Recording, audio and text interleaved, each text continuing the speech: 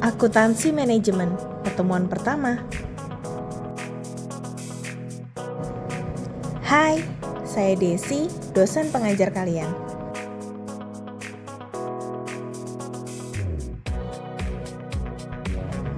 Hari ini kita akan belajar bab 1, Sistem Informasi Akuntansi Keuangan dan Akuntansi Manajemen.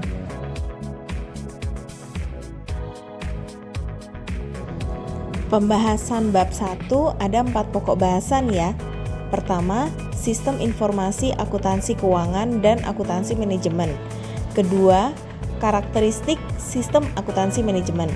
Ketiga, tahap pengembangan Sistem Akuntansi. Keempat, akuntansi biaya atau cost accounting. Di dalamnya kita akan belajar sistem biaya pesanan atau job order costing, sistem biaya proses atau proses costing system, joint cost, alokasi biaya departemen penunjang atau support department cost allocation, dan perlakuan akuntansi untuk barang cacat.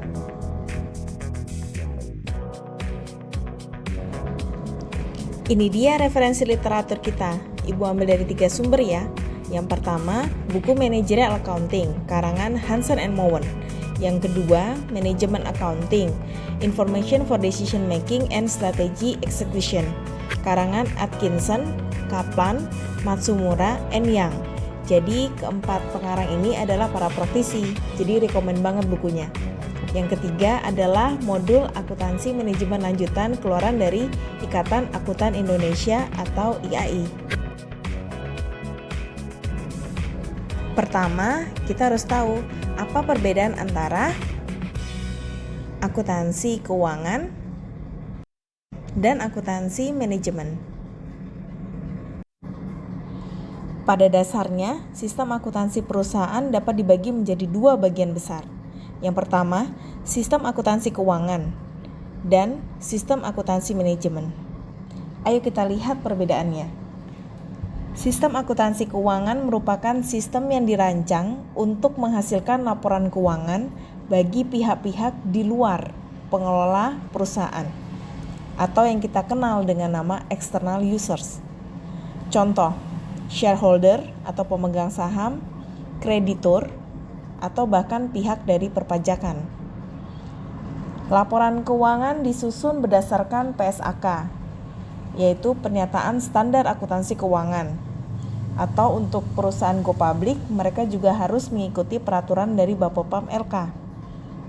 Laporan keuangan yang dihasilkan ada 5 seperti yang telah kita pelajari, yaitu yang pertama, laporan posisi keuangan.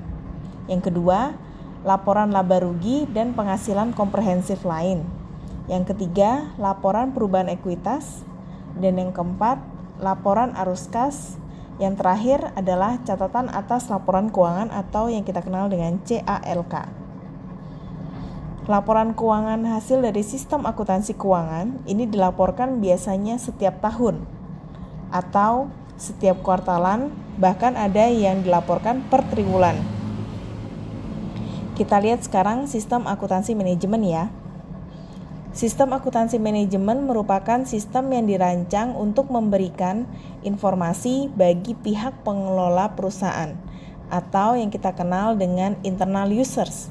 Jadi untuk kebutuhan internal. Laporan yang tidak perlu mengikuti aturan main tertentu selama informasi tersebut berguna bagi manajer. Beda dengan sistem akuntansi keuangan yang harus disusun berdasarkan PSAK, sistem akuntansi manajemen, laporannya tidak perlu disusun berdasarkan suatu aturan main tertentu.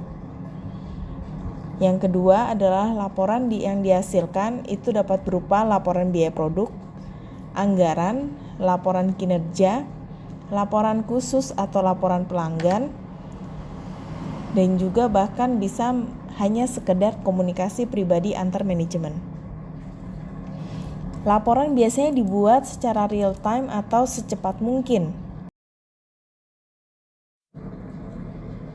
Ibu, apakah bisa sistem akuntansi keuangan dan akuntansi manajemen dijadikan satu aja?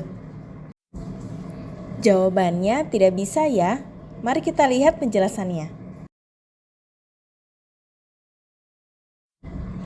Tidak bisa. Mengapa? Pertama, sistem akuntansi keuangan dirancang untuk menghasilkan laporan keuangan perusahaan secara keseluruhan. Sedangkan pihak internal perusahaan membutuhkan informasi yang lebih rinci untuk pengambilan keputusan. Contoh, analisis profitabilitas berdasarkan produk atau analisis profitabilitas berdasarkan pelanggan, analisis efisiensi biaya, laporan biaya produk yang terdiri dari biaya langsung dan biaya tidak langsung, anggaran, dan lain-lain. Yang kedua, waktu pelaporan sistem akuntansi keuangan terlalu lama. Biasanya seperti tadi yang Ibu bilang, per kuartalan, per triwulan, atau per periode 1 tahun. Sedangkan pihak internal perusahaan membutuhkan informasi secepat mungkin untuk pengambilan keputusan. Idealnya disajikan secara real time. Contoh, informasi terkait umpan balik atau feedback, atau terkait masalah tertentu. Yang ketiga, sistem akuntansi keuangan melaporkan sesuatu yang sudah terjadi atau yang kita kenal dengan data historis. Sebaliknya, akuntansi manajemen menghendaki angka-angka yang berorientasi pada masa depan. Karena informasi biaya sudah terjadi atau sangkos tidak dapat digunakan untuk pengambilan keputusan. Yang keempat adalah penyusunan laporan akuntansi keuangan menggunakan asumsi yang berbeda. Laporan keuangan laba rugi disusun berdasarkan konsep full costing atau absorption costing. Sedangkan penggolongan biaya yang berguna bagi manajemen jika digolongkan berdasarkan biaya tetap dan biaya variabel, bukan berdasarkan full costing atau menggunakan metode absorption costing. Harus diingat bahwa biaya yang berbeda untuk tujuan yang berbeda. Different cost for different purpose. Bisa kita lihat di sini ya perbandingan akuntansi manajemen dan akuntansi keuangan. Ada 6 faktor pembanding yang dapat membedakan antara akuntansi manajemen dan akuntansi keuangan. Pertama, dari faktor pengguna utama. Akuntansi manajemen berfokus pada pengguna internal, sedangkan akuntansi keuangan berfokus pada pengguna eksternal. Yang kedua adalah faktor pembatasan pada input dan proses. Akuntansi manajemen tidak ada aturan yang mengikat, sedangkan akuntansi keuangan harus mengikuti aturan tertentu dari pihak eksternal. Yang ketiga adalah faktor pembanding jenis informasi.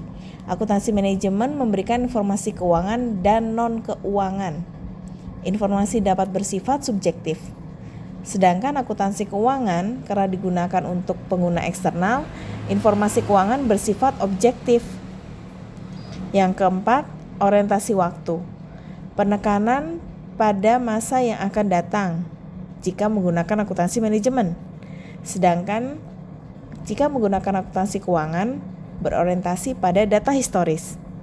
Yang kelima adalah tingkat agregasi. Akuntansi manajemen pengevaluasian dan keputusan internal didasarkan atas informasi yang sangat terperinci. Sedangkan di akuntansi keuangan, informasi mengenai perusahaan dilaporkan secara keseluruhan. Yang terakhir adalah faktor keluasan. Akuntansi manajemen itu sangat luas dan multidisiplin, sedangkan akuntansi keuangan itu bersifat lebih independen.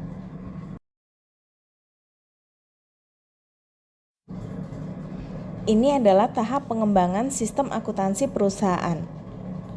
Mulai dari tahap 1, perusahaan masih dalam tahap belum sempurna. Terjadi pada perusahaan yang baru mengembangkan sistem akuntansinya. Contoh, mereka baru membuat laporan keuangan, laporan pajak, laporan pemegang saham, dan lain-lain. Tahap kedua, perusahaan mulai menekankan pada sistem informasi keuangan. Perusahaan memiliki sistem informasi akuntansi keuangan yang baik, namun sistem informasi akuntansi manajemen masih kurang memadai. Tahap ketiga, saat perusahaan mulai melakukan pemisahan sistem akuntansi keuangan dan sistem akuntansi manajemen.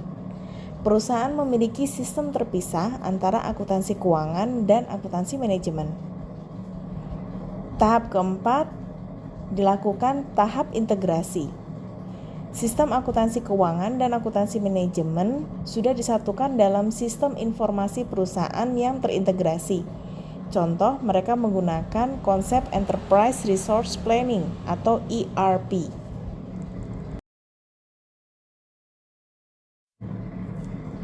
Akuntansi biaya, akuntansi manajemen, manajemen biaya. Kok ketiganya mirip ya? Apa sih bedanya? Yuk kita lihat. Ketiga konsep ini berbeda ya. Pemahaman mengenai akuntansi biaya, manajemen biaya, dan akuntansi manajemen seringkali tumpang tindih. Mari kita lihat ketiga konsep ini. Pertama, akuntansi biaya atau cost accounting. Cost accounting mempelajari perhitungan biaya produksi per unit untuk memberikan nilai pada persediaan yang dimiliki perusahaan dan menetapkan nilai beban pokok penjualan pada periode tersebut.